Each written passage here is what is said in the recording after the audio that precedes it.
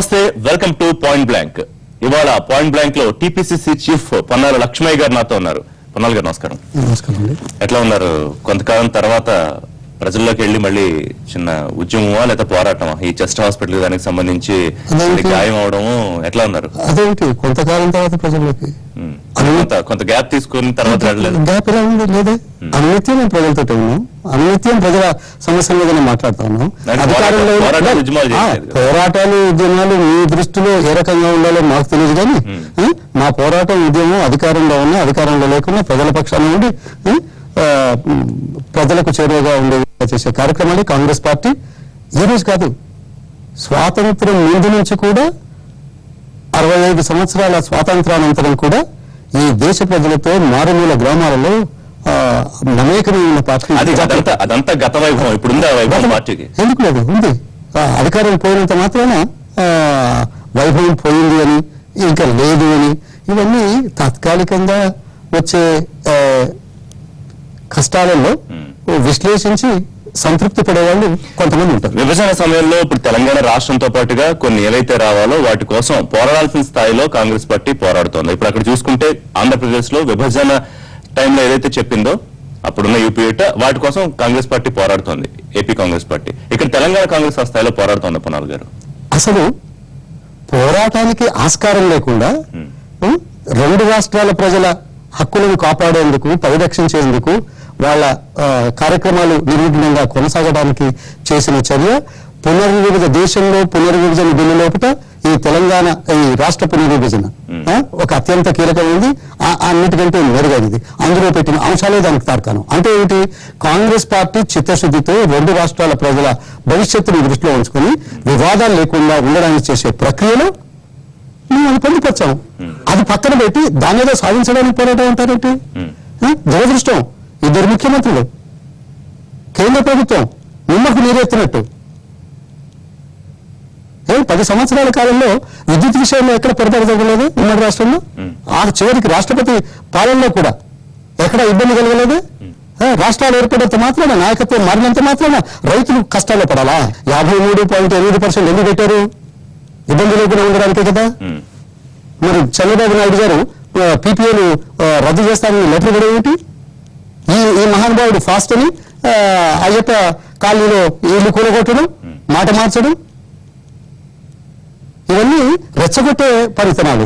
ప్రజలను దృష్టిలో పెట్టుకొని, ప్రజా సంక్షేమాన్ని దృష్టిలో పెట్టుకొని, ప్రజల అవసరాలను దృష్టిలో పెట్టుకొని చేయాల్సిన కార్యక్రమాలు చేయకుండా సెంటిమెంట్ని రెచ్చగొట్టే విధంగా కాలయాపన చేయడానికి వాళ్ళ హామీలు అమలు చేసేటువంటి పరిస్థితులు లేవు. కాబట్టి ఇవి ఇంకా ఉద్యమ బాటలో ఉన్నట్టుగా, ఉద్యమంలో ఎలాగైతే రెచ్చగొట్టారో ఆ రకమైన రెచ్చగొట్టుడు అధికారంలో ఉండి చేస్తే మీరు ఒక్కరు మాట్లాడితే సరిపోతుందా? ఎందుకు మిగతా వాళ్ళని కలుపుకుని మీరు వెళ్ళలేకపోతున్నారా? లేకపోతే మిగతా నాయకుల వాయిస్ ఒకలాగా మీ వాయిస్ ఒకలాగా? నాకు అర్థం కాలేదు మీ విశ్లేషణ. నేను పొన్నాల లక్ష్మయ్యగా మాట్లాడడం లేదు, ఈ తెలంగాణ రాష్ట్ర కాంగ్రెస్ అధ్యక్షుడిగా మాట్లాడుతున్నాను. ఇది కాంగ్రెస్ మాట, ఇది కాంగ్రెస్ బాట. దానిలో ఎవరైనా విభేదిస్తే అది వాళ్ళ వ్యక్తిగత కారణాలు. కానీ నేను చెప్పేది మీరు కలుపుకొని వెళ్ళట్లేదు అనే విశ్లేషణ కరెక్ట్ కాదు. మేము అందరితో సంప్రదించే కార్యక్రమాలు చేస్తున్నాం, అందరికి చెప్పే చేస్తున్నాము. సరే, కొంతమంది వీలైతే వస్తారు, కొంతమందికి వీలైతే రాదు. ఇప్పుడు అందరూ వస్తున్నారు. అంత మాత్రం చేత ఇందులో ఏదో ఉన్నది అని భూతద్దంలో పెట్టి చూపించేటువంటి అవసరం ఎక్కడ లేదు. నాయకుడు జానారెడ్డి గారికి మీకు విభేదాలు అన్నమాట వాస్తవం కదా? విభేదాలు ఏ కోశాన లేవు.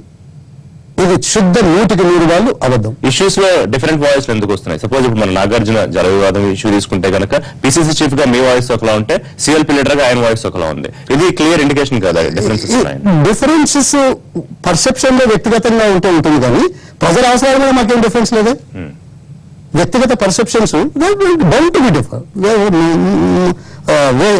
వ్యక్తికి పర్సెప్షన్స్ డిఫరెంట్ ఉంటాయి. అంత మాత్రం చేత పార్టీ పరంగా మేము చేసే కార్యక్రమాల్లో ఏం వ్యత్యాసం లేదు. కొద్దిగా వెనక్కి వెళ్తే కనుక పొన్నాల గారు, విభజన తర్వాత ఇచ్చింది తెలంగాణ కాంగ్రెస్ పార్టీ సోనియా గాంధీ అయితే కనుక అధికారంలోకి వచ్చింది టీఆర్ఎస్ పార్టీ. సో పూర్తిగా టీపీసీ చీఫ్ గా మీరు గాని మీ వెనకాల ఉన్న మిగతా వాళ్ళు గానీ ఫెయిల్ అయినట్టు కదా ఈ విషయంలో? 10 సంవత్సరాలు మేము అధికారంలో ఉన్నాం. ప్రపంచంలో ఎక్కడా లేని విధంగా కార్యక్రమాలు చేశాం. ఉచిత విద్యుత్ ప్రపంచంలో ఎక్కడ ఉందండి? ఆరోగ్యశ్రీ ప్రపంచంలో ఎక్కడ లేదు. ఫీ రీఎంబర్స్మెంట్ ప్రపంచంలో ఎక్కడ లేదు. 74 లక్షల మందికి ఒక ప్రాంతంలో ప్రపంచంలో ఎక్కడైనా 5-6 సంవత్సరాల్లో పెన్షన్ ఇచ్చిన దాఖలాలు లేవు. అయినా వెళ్ళిపోయాం. ఎందుకు?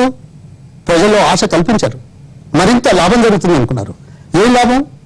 మైనారిటీలకు 12% రిజర్వేషన్లు, మేము 5% చేస్తేనే సుప్రీంకోర్టు కొట్టేసి 4% తృప్తి చెంది ఈ రోజు లబ్ధి పొందుతున్నారు. 12% అంటే ఏమైంది 9 నెలల కాలంలో? ఒక నిమిషం, ఒక జీవో ఇవ్వడానికి 9 మాసాలు పడుతుందా? దీంట్లో ఆర్థికంగా ఇబ్బంది లేదు. దళితులకు 3 ఎకరాల భూమి చాలా సంతోషం ఇస్తే, కానీ సాధ్యం అవుతుందా? ఎన్ని లక్షల కోట్లు అవుతుంది అన్నారు. కాదమ్మా, ఎందుకు కాదు? ఒక్కొక్క నియోజకవర్గంలో 10 నుంచి 15 లక్షల కుటుంబాలు ఉన్నాయి. 15 లక్షల కుటుంబాలకు ఎంత అవుతుంది అంటే 45,000 ఎకరాలు కావాలి. భూమి ఉంటే, అమ్మేవాళ్ళు ఉంటే, కొనేవాళ్ళు కొంటే, ఒక నిమిషం, కొనేవాళ్ళు కొంటే డబ్బిస్తే 45,000 ఎకరాలు ఒక్క నియోజకవర్గంలో. ఈవేళ సగటున 5 లక్షలు వేసినా 2,250 కోట్లు అవుతుంది. అలాగే 120 ఎకరాలు 118 ఖర్చులు కనీసం 2,60,000 కోట్లు అవుతుంది. ఇది సాధ్యమవుతుందా?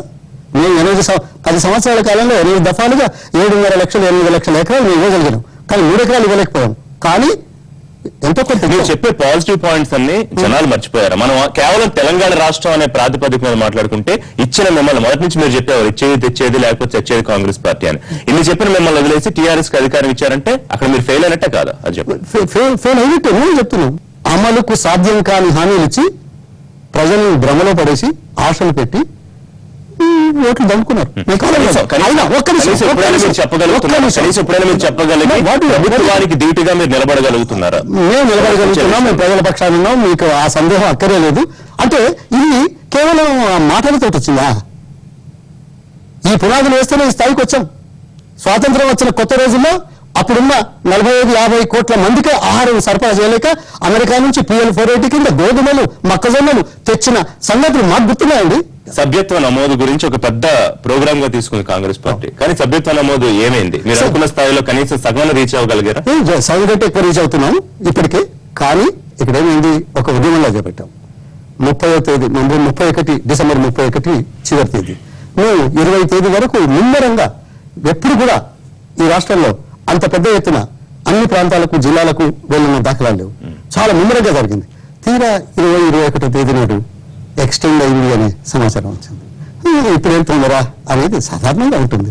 అందుకోసం కొంత ఈ ఎక్స్టెన్షన్ కనుక 31వ తేదీ నాడు కనుక చెప్పుంటే మా మొత్తం సభ్యత్వం 100% ఉన్న విషయాన్ని మీరు కొంచెం రొమాంటిసైజ్ చేసి చెప్పారు, కానీ జరుగుతున్న వాస్తవం ఇది రొమాంటిసైజ్ అని మీరు అనుకుంటున్నారు.